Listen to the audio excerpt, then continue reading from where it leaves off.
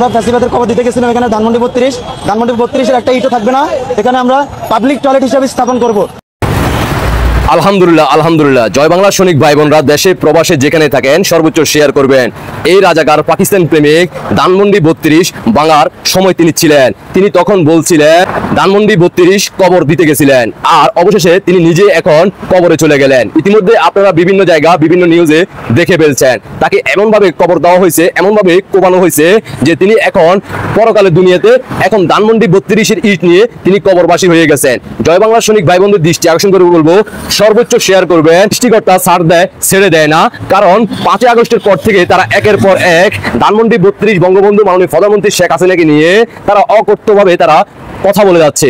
আর অবশেষে জয় বাংলা সৈনিকদের হাতে তাদের মৃত্যু হচ্ছে না, তারা সাধারণ জনগণে তাদেরকে ইনকলাব জিন্দাবাদ পাকিস্তান জিন্দাবাদ করে দিয়ে আসতেছে। ইতিমধ্যে আপনারা সেই নিউজ দেখে ফেলছেন। শুনে আসি আমরা সেই ধানমন্ডি 32 ভাঙার সময় তার আনন্দ মুহূর্তটা কেমন ছিল, আর তিনি এখন বর্তমানে কবরস্থানে কবরের ভিতরে গিয়ে কি করতে আছে, বাকিটা আপনারা কমেন্টে বলবেন। শুনুন।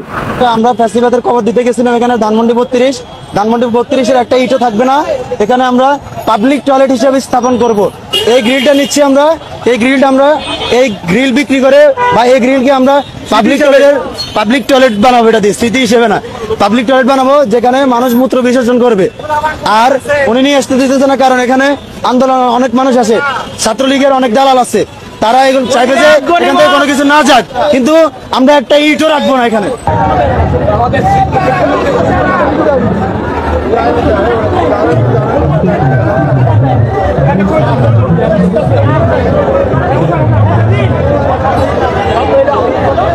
শুনলেন তো, তাহলে জিন্নাতের বংশের সন্তানরা একের পর এক কিন্তু চলে যাচ্ছে ইনকলাব জিন্দাবাদ পাকিস্তান জিন্দাবাদ পরকালের দুনিয়াতে।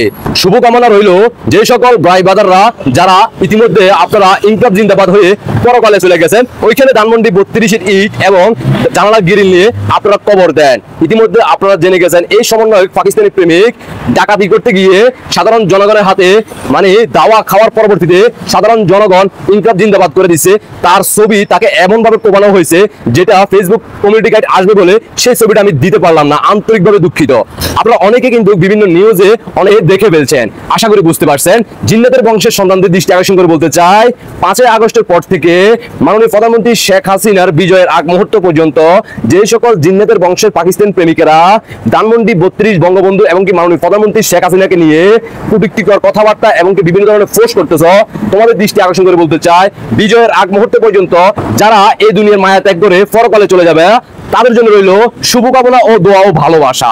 আর 5 আগস্টের পর থেকে বিজয়ের আগ মুহূর্ত পর্যন্ত যারা বাংলার মাটিতে জীবিত থাকবা তাদের জন্য দুঃসংবাদ হচ্ছে, মাননীয় প্রধানমন্ত্রী শেখ হাসিনা যখন বাংলাদেশে ফিরে আসার পরবর্তীতে জয় বাংলা এমনকি ছাত্রলীগ যুবলীগ আওয়ামী লীগ 71 সৈনিক মুক্তিযোদ্ধা সৈনিকেরা তোমাদেরকে মারবে না, তোমাদেরকে এই দুনিয়ার মাটি থেকে বিদায় করার জন্য সর্বোচ্চ ভূমিকা পালন করবে না।